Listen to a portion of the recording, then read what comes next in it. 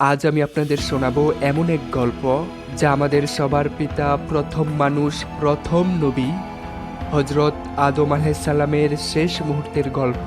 এই গল্পে আছে ভালোবাসা, শিক্ষা আর এক অনন্ত প্রত্যাবর্তনের আকুলতা। তাহলে চলুন শুরু করি। সময়টা পৃথিবীর প্রথম যুগ। দীর্ঘ জীবন শেষে এখন হজরত আদম আলাইহিসসালামের শরীর ক্লান্ত, কিন্তু মুখে প্রশান্তি। তিনি জানেন তার জীবনের সূর্য অস্তমিত হতে চলেছে।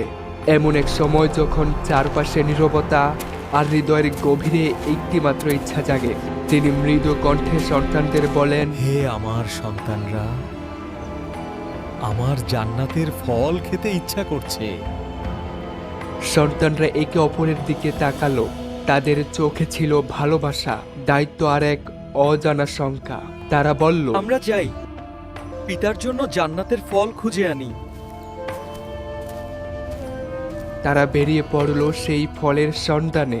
পথে তাদের সাথে দেখা হলো কয়েকজন অপরিচিত মানুষের সঙ্গে, কিন্তু এরা সাধারণ কেউ নয়, এরা আল্লাহর ফেরেশতা।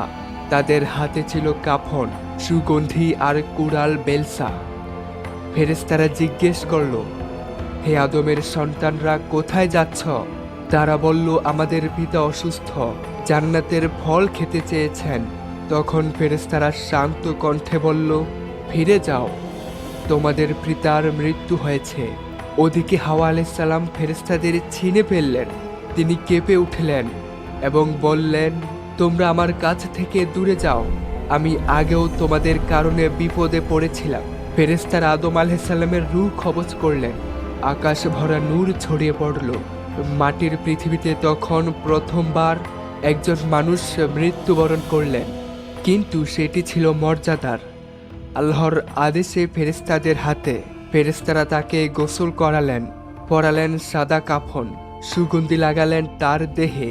তারপর তারা লাহদ পদ্ধতিতে একটি কবর খোঁড়ালেন। তার জানাজা পড়লেন ফেরেশতারা নিজেরাই।